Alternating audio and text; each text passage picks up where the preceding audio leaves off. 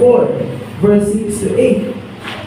Even as David also described the blessedness of the man, unto whom God imputed righteousness without works, saying, Blessed are they whose iniquities are forgiven, and whose sins are covered. Blessed is the man whom the Lord will not impute sin. Ito po yung nangyari nung tayo nananampalataya sa Panginoon. Pinatawad niya tayo, and nilinis na tayo. Our iniquities are forgiven. Yung ating sins ay kinovered ng Panginoon, at tayo hindi inimpute ng Panginoon yung kasalanan sa atin, mga kapatid. Bakit po? Because yung kasalanan, kinuha niya, mga kapatid. At yung kanyang righteousness, yun yung kanyang inimpute sa atin, kaya tayo nakakatayong banal sa harapan ng Panginoon. Kaya po parang nagkaroon ng exchange sa cross ng Calvary, na ang Diyos na walang kasalanan ay naging kasalanan para sa atin. At siya, mga kapatid, ay ginawa niya tayong righteousness of God sa harapan ng Panginoon. The second part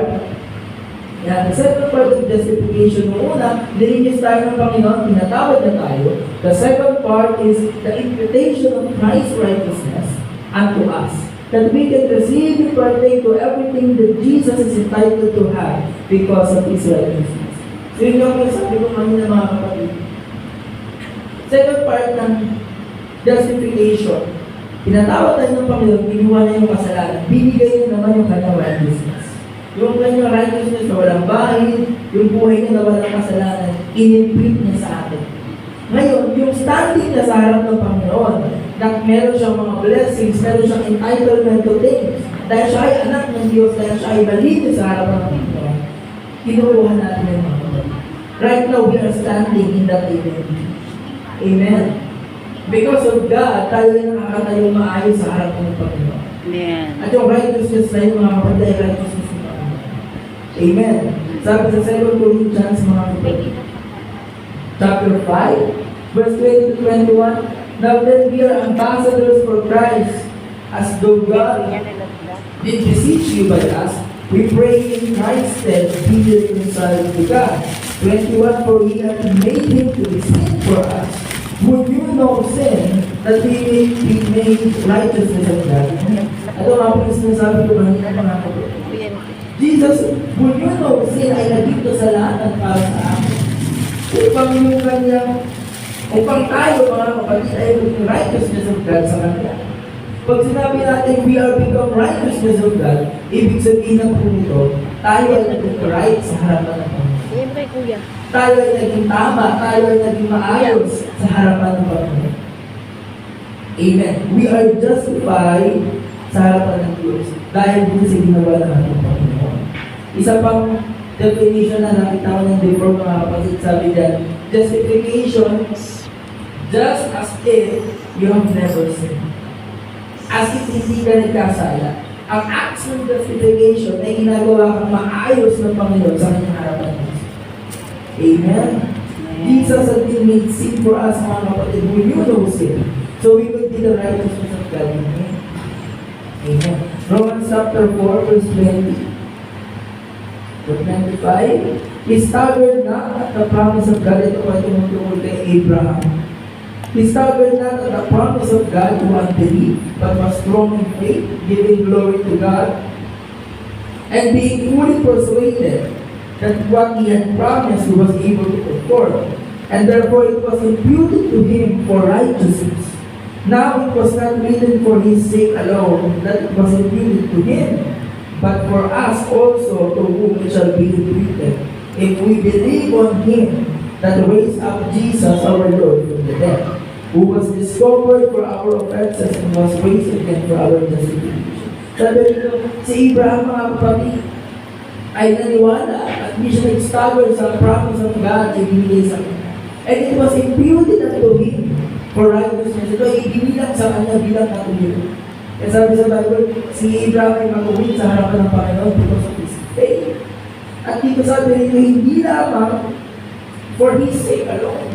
Sa verse 20, sa verse 28, hindi lang sa kanya yung cases na ito, mga kapatid. Sa atin din, na maniwala at mananampalataya sa Panginoon at sa kanyang ginawa sa krus ng Kalbaryo.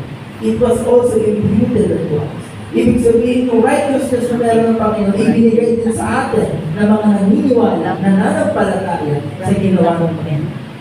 Amen. Kaya nakaka-amaze mga kapatid ng buhay. Inaaral ko. Ito yung unang part pa lamang ng ating salvation. Amen. At nakikita natin kung gaano ka-wonderful yung ginawa ng Panginoon at the cross of Christ. Hindi lang siya basta before namatay lang. Kasi akala ko before, hindi na namatay si Lord para sa'yo. Yun na yun. Amen. Nilinis niyo yung kasalanan ko, yun na yun. Hindi lang yun mga kapatid. Amen. On next part, kaya tayo nakakatawag sa kanilang Abba Father because hindi na tayo nilinis because inadapt niya pa tayo. Amen. So, yun yung next part mga kapatid. Mga next Sunday pa to. Pero we could see how marvelous yung ginagawa ng Panginoon sa atin. And justification is necessary dahil hindi tayo makakalapit sa Panginoon if you're not right with Him. Hindi tayo makakalapit po sa Panginoon kung hindi po tama. Kaya sabi nga sa Bible, sino makakalapit sa Panginoon ng mga kasalanan? Amen. At yung ating mga karumihan ang nagiging handa kung ba't hindi natin siya marinig o hindi na tayo marinig.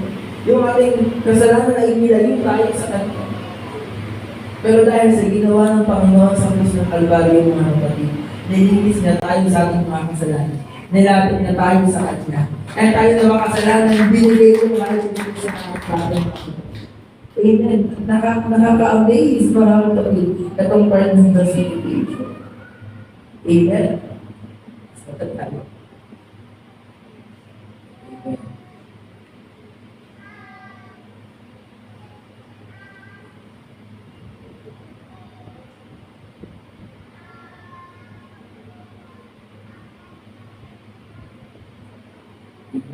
So, kailan nag-o-offer ng mga kapatid justification? First part ng ating salvation justification, kailan siya nangyayari? Sabi din sa book ni David Bernard sa kanyang thesis, at sabi sa kanyang book na New Birth, it occurs at the exercise of our faith. Because justification is through faith, it started in our obedience to the gospel, including the baptism of water and of the Spirit, having both as the full work of justification. Nag-i-start itong process or itong event ng justification tayo ay sumunod sa pananampalataya sa Ebanghelyo. Nung tayo ay nagpabautismo sa tubig, sumunod ng palataya, nag-repent ng pabautismo sa Espiritu Santo ng Panginoon. Yung work ng justification ay naganap sa ating mga kapatid. Yung baptism of water, mga kapatid, it represents yung first part ng ating salvation, ay ng ating justification. Sabi natin kayo, the first part, pinatawad tayo ng ating Panginoon sa ating mga kasalanan. The baptism of water represents, mga kapatid, it's the baptism of repentance. It represents na tayo ay humihingi ng kapatawaran sa ating mga kasalanan and we are baptized in water, tayo ay nilubog, mga kapatid, sa tubig bilang representasyon na tayo patay na sa ating lumang buhay, mga kapatid, sa ating lumang pamumuhay, sa ating lumang katawan, kasalanan. We are forgiven by God, mga kapatid. That's the first part of justification. The second part, mga kapatid, is the baptism of the Spirit. Mga kapatid, na-receive natin ang banal na Espiritu ng Panginoon. Nire-represented yung second part ng justification. At meron ng Diyos, inibig niya sa atin. Amen. Natanggap natin ang Espiritu ng Panginoon.